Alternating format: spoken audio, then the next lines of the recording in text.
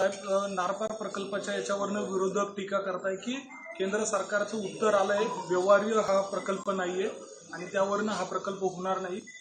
सरकारचे लोक वेगवेगळी भूमिका मांडताय असं त्यांचं म्हणणं आहे.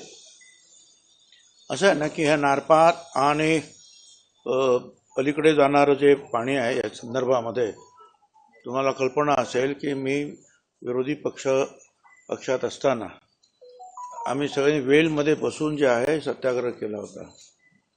तर यासाठी की माझं असं म्हणणं आहे की तापी नदीचं जे पाणी येत आहे त्याच्यातले जळगावला 99 TMC पाणी आम्ही अजून घेऊ शकलो नाही म्हणून ते पलीकडे जात आहे.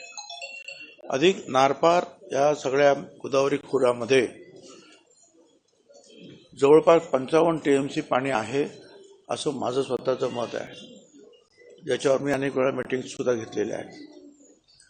आता हे पाणी आणण्यासाठी उचलण्यासाठी खूप पैसा लागतो, हे बरोबर आहे. म्हणून मी वारंवार सांगितलं आहे की ज्याप्रमाणे मला वाटतं तेलंगणाने आंध्र की तेलंगणाने ते कलमेश्वर तो प्रकल्प जो आहे त्याने 350 हॉर्सपॉवरचे जे आहेत पंप लावले आणि ते पाणी जे 700 मीटर वरती उचलून त्या ठिकाणी काम करणार तेलंगणा. माझं म्हणणं हेच आहे की मराठवाड्याला जर पाणी आपल्याला पूर्णपणे जर ह्या अडचणीतून दूर करायचं असेल तर मी आता जे सांगितलं हे सगळं पाणी जे आहे उचलून आपल्याकडे आणलं पाहिजे आणि ते मराठवाड्याकडे पाठवलं पाहिजे. कारण इतर कुठूनही मराठवाड्याला पाणी मिळण्याची आशाच नाही ना. पाऊस कुठे पडणार? पाऊस जो पडतो आहे आणि कायदा असा आहे या देशाचा, ज्या राज्याच्या भूमीवर पाऊस पडेल ते पाणी त्या राज्याचं. मग हे जर पाहिलं तर आपल्याकडे फार मोठ्या प्रमाणावर पाणी आपण आणू शकतो. प्रश्न पैशाचा आहे. ठीक आहे, केंद्र सरकारने मदत नाही केली तो त्यांचा भाग वेगळा, परंतु पहिला भाग म्हणून अलीकडे जे आहे देवेंद्र फडणवीस आणि मुख्यमंत्री यांनी 10 TMCच्या बाबतीमध्ये जे आहे ठराव मंजूर करून जो आहे आम्ही आमचे पैसे खर्च करू ना. प्रश्न येतो कुठे? त्यांनी मदत केली ठीक आहे, नाही तर आम्ही आमचे पैसे मंजूर करू आणि त्याप्रमाणे आम्ही ते कामाला लागलेलो आहोत. 10 TMC आणखीन पुढे आणखीन काय हळूहळू ते पाणी आम्ही ते उचलणार आहोत. निवडणुका लांबणीवर जात आहे आणि त्यामुळे त्या अगोदर जे वातावरण होतं ते सरकारला योग्य नव्हतं म्हणून लाडकी बहीण योजना आणली. असं काही नाही आहे. असं आहे, तुम्हाला सगळ्यांना कल्पना आहे की ज्या वेळेला मागच्या वेळेला आमची निवडणूक झाल्यानंतर लवकर काही सरकार स्थापन झालं नाही, त्यामुळे राष्ट्रपती राजवट सुद्धा लागली होती. बरोबर आहे. आणि म्हणजे आमची विधानसभा मुळात उशिरा गठीत झाली आणि तिथून मग 5 वर्ष जर मोजायचे झाले तर अजून आम्हाला वेळ आहे. त्या वेळेपर्यंत मग कधी पण निवडणुका होऊ शकतात आणि त्या घ्याव्या लागतील आम्हाला पुढे. फोर्सचं कारण दिलं जात आहे, फोर्स नाहीये. जम्मू आणि हरियाणाच्या निवडणुका होत आहेत आणि मला काही कल्पना नाही, पण आमची 5 वर्ष जे आहेत मागच्या वेळेला आमची विधानसभा उशिरा गठीत झालेली आहे, सरकार उशिरा स्थापन झालं आणि तिथून 5 वर्षाची आहे ती मुदत असते आमच्या विधानसभेची आमदारकीची. साहेब, लोकसभा निवडणुकीनंतर सरकारला लाडकी बहीण आठवली अशा पद्धतीचं विरोधकांनी. ठीक आहे, आता विरोधक ते बोलणारच ना, ते काय आमची स्तुती करणार का? म्हणून तर ते विरोधक आपण म्हणतो आहोत ना.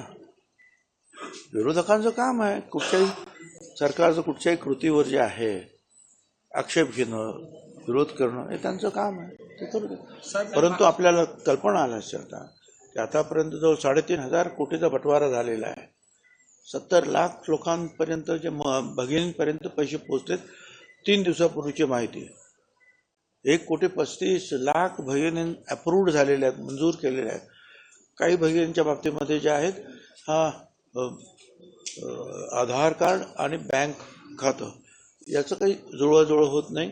ती सुद्धा जे आहे कलेक्टर आणि त्यांचे सगळे रेव्हन्यूचे सगळे अधिकारी आणि आम्ही सुद्धा आमचे कार्यकर्ते ते म्हणून जे आहे आम्ही हा सगळा प्रश्न जो आहे ज्यांचे आधार कार्ड जुळत नाहीत त्याच्यावर अर्ध्यापेक्षा जास्त आम्ही प्रगती केली आहे. साहेब तक्रारी येत आहेत की ज्या महिलांच्या बँक खात्यात पैसे जमा झाले बँकेने आपोआप पैसे कमी कट करून घेतले, काही चार्जेस लावून, अशा देखील तक्रारी येत नाही, तो त्या काय तक्रारी माझ्याकडे तक्रारी अशा काय आलेल्या नाहीत अजून.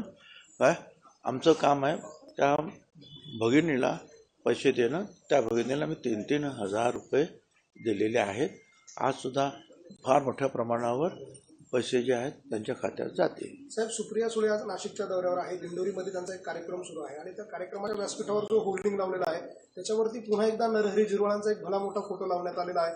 कसं बघताय? आता कदाचित नरहरी झिरवळ जे आहेत हे विधानसभेचे आता सुद्धा उपसभापती आहेत. त्यांचा सन्मान ठेवण्यासाठी कदाचित तो फोटो लावला असेल. पक्षाचा कार्यक्रम आहे. आज काय एखाद्याचा सन्मान ठेवायचा झाला पण तो पक्षात काय आणि पक्षाच्या बाहेर काय. येवला मतदारसंघ तुम्ही सोडणार अशा स्वरूपाची चर्चा विरोधकांकडून केली जाते. तुम्ही त्या ठिकाणी लढणार आहात का? काही वेगळा निर्णय घेत आहेत का? नेमकं काय स्पष्टीकरण? असं आहे की मी येवला लासलगाव मतदारसंघातच निवडणूक लढवणार आणि परत तिथे फार मोठ्या मताधिक्याने निवडून येणार. त्याच्याबद्दल जे आहे आपण उगीच काही त्रास घेऊ नका, विचार करू नका, चर्चा करू. तुमच्या येवला मतदारसंघामध्ये एक गाव आहे, त्या गावामध्ये आता मनोज जरांगे पाटलांचा चौक तयार करण्यात आलेला आहे. त्याचं आता कुठे 4-5 माणसं येतात, कुठे गावामध्ये बोर्ड लावतात, लावू द्या, काय हरकत नाही. जिवंतपणे लावतात, काय हरकत आहे तुमची?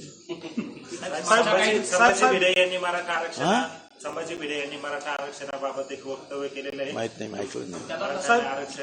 मराठा आरक्षणाची गरज काय, त्यांना उपादेश चालवायचा आहे. माहित महायुतीचा चेहरा, मुख्यमंत्री पदाचा महायुतीचा चेहरा कोण असायला पाहिजे? आपण आपल्या प्रदीर्घ अनुभवावरनं कोण आपला चेहरा असेल असं आपल्याला वाटतं? कशाचा चेहरा? महायुतीचा मुख्यमंत्री पदाचा चेहरा. मला तर याच्यात तर कोण दिसत नाही. चला, नाशिक मुंबई महामार्ग गेल्या 2 दिवसांपासून पुन्हा जाम आहे. 20-20 किलोमीटरच्या रांगा लागल्या. NHAला आपण वेळोवेळी सूचना दिलेल्या आहे, मात्र अद्यापही ती कोंडी फुटत नाही. 20 किलोमीटरच्या दोन्ही बाजूनी रांगायचं. हे खरं आहे, अजूनही जे आहेत रांगा लागत आहे, परंतु थोडासा एक 20-25% का फरक मला जाणवत आहे. कारण अनेक ठिकाणी जे आहे लेफ्ट राईट होतं, ते काही लेफ्ट राईट जे चालत होतं ते त्यांनी कमी करण्याचा प्रयत्न केलेला आहे आणि काम सुरू आहे.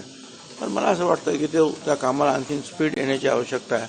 स्वतः मुख्यमंत्री सुद्धा आता तिथे खाली उतरून त्यांनी त्या सगळ्याची पाहणी केलेली आहे आणि त्यामुळे थोडं उशीर लागतो आहे, पण होईल. पण हे जे आहे केवळ हा नाशिकसाठी प्रश्न नाही आहे, तर पार दिल्लीपर्यंत जी काही वाहतूक जी आहे ह्या रस्त्याने होत असते. त्याच्यामुळे जे आहे या रस्त्यावर जास्तीत जास्त लवकरात लवकर जे आहे योग्य रीतीनं दुरुस्त होणं गरजेचं आहे. त्यासाठी प्रयत्न सुरू आहे. साहेब, तुमचे कट्टर समर्थक असलेले गणेश आडीवरेकरांनी शिंदेगडात प्रवेश केला. एबीपी माझा, उघडा डोळे बघा नीट.